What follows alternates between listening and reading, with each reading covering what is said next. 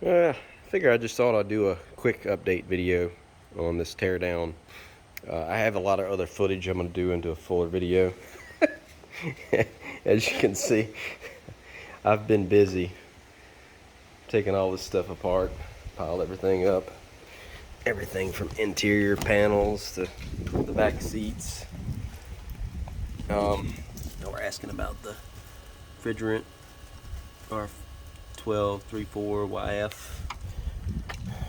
And inside I've been doing some cleaning. Got the passenger seat out. I got the dash partially disassembled. I took the top cover off. That was bent up really bad. Next I'm gonna take out the headliner. You know, got the penthouse seat cover off. So my plan is to kind of prep this area for disassembly, because I haven't heard anything back about this. So I believe I'm gonna be moving forward, because I need my car back to work out of, and the wife needs to drive this again. Even though she's getting a new Model Y, I need to fix this thing and get it back on the road. So that's going to require disassembly of all this, removing of the shotgun without damaging it. Yeah, it's going to be fun.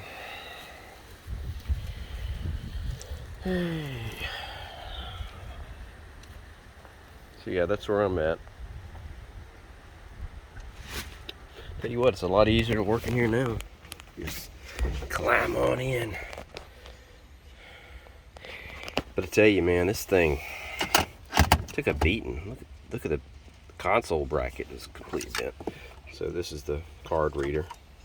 I just plugged it back in back there. You don't need the USB hooked up.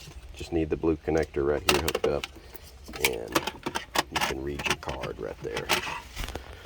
Actually, I was thinking on the app you could just have this unplugged, and on the app you could click start and it'll start, but it will not.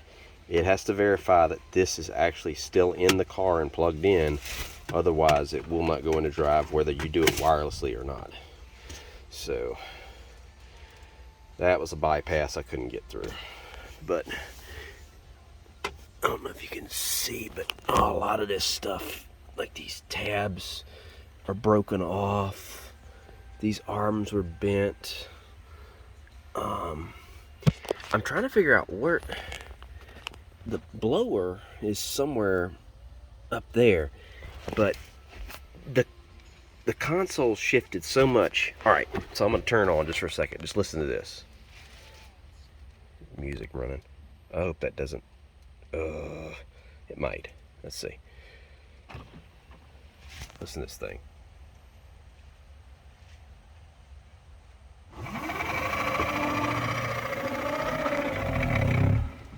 Yeah, it doesn't sound good. So usually it would come on, but it doesn't. It has to have a breakaway torque, and it'll spin up. And that's on speed 1. If you turn it up higher, it sounds like a really bad. Hopefully it's not damaged and it's just pressed up against the sidewall, and once I take this all loose, the stress goes away and it's all right, because I kind of need this for my other project. So I don't know. Yeah, there's the it's a VC right controller. Unplug from where the seat plugged in. That was easy. 4 bolts. Unplug that, pull the cord out, yank the seat out. Better than unplugging like 5 or 6 different things under the bottom. But yeah, just a little update of what's going on. And I got the seat off. I mean, not the seat off, the doors, driver's side doors off. That was fun.